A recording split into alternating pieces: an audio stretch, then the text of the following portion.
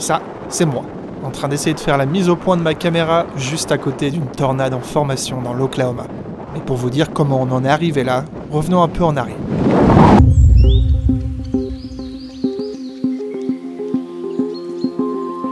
Salut, comment ça va? Alors, on peut voir qu'on est à Cheyenne dans l'Oklahoma aujourd'hui. Il y a un petit peu de vent, mais pour le moment, on est encore dans un petit parc dans la ville de Cheyenne à attendre les prévisions. C'est pas une journée très facile, hein. Apparemment, tous les modèles nous donnent des trucs un petit peu différents tous les 5-10 minutes. Donc c'est un peu difficile de savoir où est-ce que une supercellule va se développer. Donc en ce moment, on est vraiment au centre-ouest de l'Oklahoma. On attend de voir ce que ça va donner. Il est déjà presque 4 heures, donc on espère que ça va arriver bientôt pour une petite chasse sympathique. Notre chasse de la veille nous a emmenés au centre du Lone Star State pour une journée de chasse qui ne s'est pas forcément très bien terminée. Donc là, on a une station essence, on a essayé de suivre la cellule, mais elle va quand même assez vite. On attend, on voit ce qui se passe, quoi. Mais aujourd'hui, les prévisions sont très bonnes. Slight risk et une chance de tornade de 5%. Ce qui est beaucoup, oui, pour ce milieu-là. À ce moment-là de la journée, nous étions très loin de nous imaginer ce que cette chasse allait tous nous apporter. Chris prend enfin la décision de repartir vers le sud, là où des supercellules intéressantes ont l'air de se développer. Nous devons donc retracer notre chemin pendant au moins 45 minutes afin d'aller intercepter ces supercellules en développement. Il se passe quoi? Bah, on a 2 cellules là, distinctes. On attend de voir celle qui va prendre l'ascendant. Et celle-ci, elle va mourir. Tu crois qu'elle va mourir? Non, je sais pas si elle va mourir, mais à mon avis, c'est quand même celle de chute qui va être dominante. Elle a vraiment des meilleurs vents, meilleure humidité, tout ça. Et il y a des mamalus. C'est un signe d'un orage qui s'est développé assez puissamment, quoi, qui a fait une enclume assez intense. Bon, vous l'avez peut-être remarqué, mais je ne suis pas tout seul. La chasse aux orages dans la Tornado Alley, c'est une activité dangereuse. Et même si j'apprends de plus en plus, je ne suis pas encore à la hauteur pour le faire tout seul, en toute sécurité. Mais aussi pour savoir où bien se placer. Cette année, je suis parti avec Chris de la chaîne Chronique Chaotique. C'est la 2e année consécutive qu'on fait ce voyage ensemble. D'ailleurs, vous pouvez aller voir les 3 premiers épisodes de Timelapsing Tornado Alley sur mon autre chaîne YouTube, Emmerich Timelapse. Cette année, Karine, une amie de Chris, nous a aussi rejoints dans l'aventure. Le choix de la target du jour est fait. On part pour la cellule plus au sud qui a l'air de gagner en intensité. On trace vers ce nouveau spot pour essayer d'arriver au plus vite et profiter de cet orage qui est en train de se renforcer. Les routes de l'Oklahoma sont très quadrillées, ce qui facilite la navigation. Mais il n'est pas rare d'être ralenti par les habitants du coin, qui n'ont encore aucune idée qu'une tornade va bientôt se former.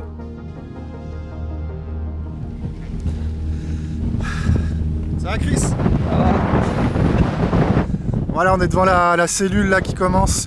On a vu vraiment de l'abaissement très bas d'une nouvelle cellule qui était devant la première cellule, mais elle s'est un peu mélangée à une autre, ce qui fait que là on a un truc un peu plus structuré. Et ça tourne bien, on est en tornado warning depuis à peu près, je dirais au moins une bonne demi-heure là. Et ça y va là.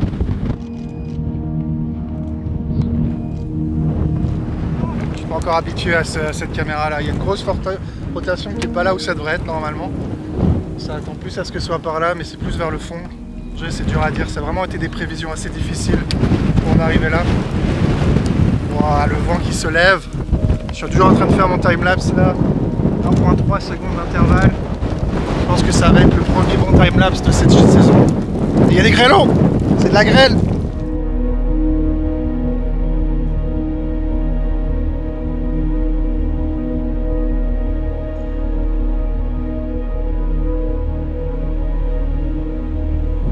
Ça va, ça s'est un peu arrêté. Ouais. Les prévis? Je suis en train de checker les routes. Une route? Ouais, la rotation elle est censée être là quoi. La rotation? Ouais. Il n'y en a pas? Bah, c'est dur visuellement, c'est pas évident quoi. Après à peine 15 minutes, il était déjà temps de repartir. Mais après quelques kilomètres en voiture, on observe ce qui ressemble à des landspouts.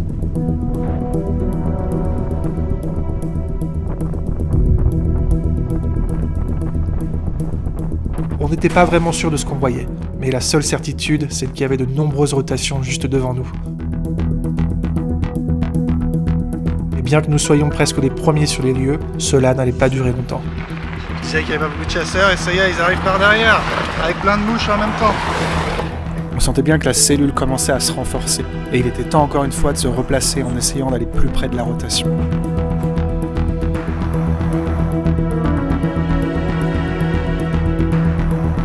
À ce moment-là de la journée, on se trouve entre les villes de Gould et El Dorado, pratiquement à la frontière avec le Texas. Voyant les chasseurs dans l'autre sens, Chris commence à s'inquiéter et il se demande s'il a pris les bonnes décisions. Oui, ça c'est pas très rassurant ça. Ouais, mais il n'y a pas de raison d'y aller maintenant qu'il y a une rotation très forte dans le nord. C'est ça, la chasse aux tornades, des décisions constantes, parfois les bonnes, parfois les mauvaises, mais la seule façon d'en être sûr, c'est vraiment d'y aller. L'inflow qui rentre dans la cellule est absolument dingue là, ça souffle de ouf. Et ça rentre vers là. Ouh, il y avait un serpent. Ah. Oh la vache. Et il y a des serpents. Enfin, Jésus, je crois qu'il l'a évité de justesse. oui, Il m'a fait trop peur. Et à partir de ce moment-là, tout commence à s'accélérer. Ah, il y en a plein, mon gars. ouais. Ah, il fait chaud d'un coup là, 88. C'est signe d'intensification, foudre positive comme ça. Ouais, oui, c'est très très bon signe. Ça précède souvent la tornade. On voit le God Cloud là-bas. C'est Red Teamer. Yes. Oh, c'est Red Teamer. Putain. Don't not follow. Ah, j'ai envie de le follow un peu quand même. Ouais, là-bas tu peux. Putain, on va être sur son live YouTube. Ouais. Et oui, nous étions en effet sur le live de Red Teamer. On peut nous voir ici pendant quelques secondes. Tourne la GoPro là. Deux d'un coup là. Ah, Ah, ça descend là-bas. ouais, grave. Ouais, t'as une plaine, c'est pas mal. Doucement, doucement, on va voir pourquoi. Putain, c'était quoi cet éclair? C'était là, là. Il est tombé à droite et à gauche, j'ai l'impression. C'était un double pozo. En arrivant à ce nouveau spot au croisement d'un champ et d'une dirt road, le bruit assourdissant des éclairs positifs nous fait savoir que quelque chose de grand se prépare. Par contre, ouais, là, ça va être chaud au niveau de la foudre. Moi, je sors pas de la bagnole. Je sors pas là non plus. C'est un délire, là, ça se passe. Puis, tout est devenu silencieux. C'était proche celui-là, putain. Ouais. Putain, le silence. Ouais. C'était un calme étrange, un peu perturbant même. Priorité de question. Elle fait une petite queue là-bas par les basses couches.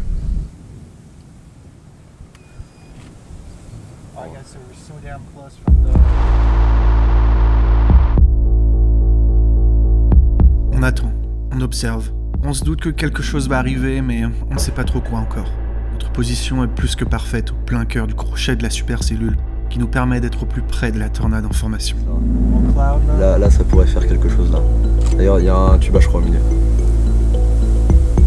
Ouais, ça descend, ça descend. Finalement, et après que les éclairs aient décidé de se calmer, on a tous décidé de sortir de la voiture pour profiter de ce moment.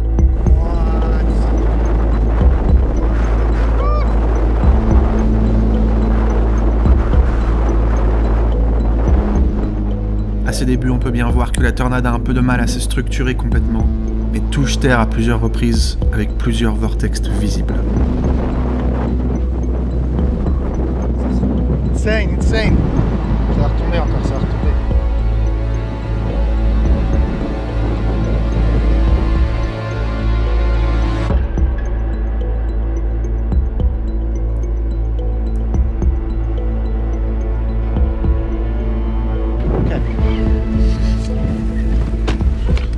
On est bon. Bouge pas tout là pour l'instant. Enfin, va au carrefour à la rigueur là. Alors que nous nous rapprochons un peu de ce monstre du ciel, le cône gigantesque en rotation juste devant nous commence enfin à créer une tornade plus structurée. Notre position, un peu en hauteur, à environ 400 mètres de la tornade, nous donne une des meilleures vues de celle qu'on appellera la tornade d'El Dorado.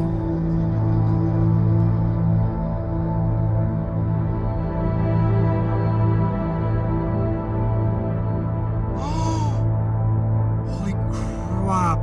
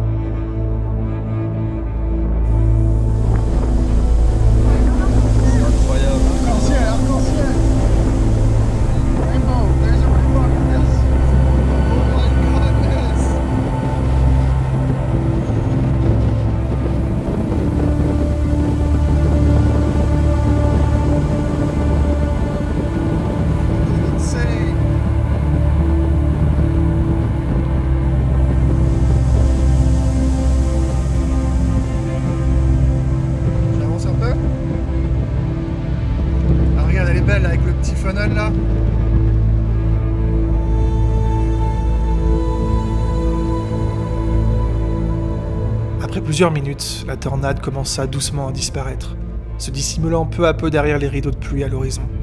Il était temps pour nous de reprendre la route et de poursuivre sa trace.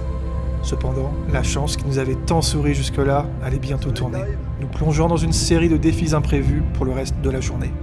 On la perd encore de visibilité, non? Oui, il y a un grêlon qui est tombé, je crois, là. Ça, je crois que j'ai vu tomber un bon grêlon. Et oui, c'était bien un bon grêlon de bonne taille qui vient de tomber juste à côté de nous. Ça voulait dire qu'il était temps de partir le plus vite possible, mais tout en célébrant notre victoire. Putain, on l'a eu! C'était incroyable, c'était trop bien passé. Il y a des tours, il y a des doublés, fais gaffe sur la route. Très bien joué, mon gars! En retraçant notre chemin vers le sud, nous traversons le passage de la tornade, qui, par miracle, n'a détruit que quelques arbres et végétation. Cependant, les fortes pluies ont rendu les dirt roads impraticables, et pour ne rien arranger, la route principale nous aurait permis de rejoindre la tornade en quelques minutes, est fermée pour cause de travaux. Là, il y a encore une rivière à notre droite, Ouais, d'accord. pas trop de route. Et peut-être qu'en prenant cette route, on pourrait passer, mais va falloir faire un peu de core punching, quoi. C'est-à-dire risquer de se retrouver sous des grêlons parfois aussi gros qu'une balle de baseball. La seule option qui nous restait est de redescendre encore plus au sud et de nous diriger vers l'est, pour ensuite reprendre contact avec l'orage un peu plus tard. Mais la chance semblait définitivement nous avoir abandonnés. La lumière du jour commençait à disparaître.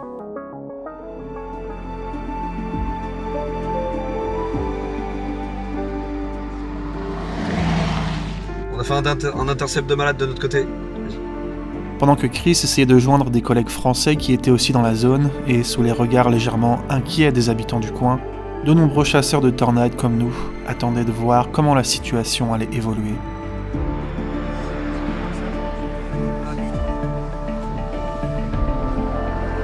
Malheureusement, les nouvelles n'étaient pas très bonnes. La supercellule ne nous offrait désormais que de l'air froid, issu de ce qu'on appelle l'outflow, des vents violents qui s'échappent de l'orage en soulevant d'immenses nuages de poussière dans les champs de l'Oklahoma. Bien que ce spectacle ait été vraiment captivant, on savait très bien que cela marquait la fin de cette journée épique. Cette tornade qui a touché terre près d'Eldorado dans l'Oklahoma est restée sur le sol environ 53 minutes. Classée EF2 par le National Weather Service, elle a généré des vents entre 178 et 217 km/h. Mais heureusement, elle n'a fait aucune victime. De nouvelles vidéos chasse aux orages vont sortir prochainement sur cette chaîne et mon autre chaîne Emmerich Timelapse. Donc n'oubliez pas de vous abonner pour suivre mes aventures aux États-Unis. Et moi je vous dis à bientôt.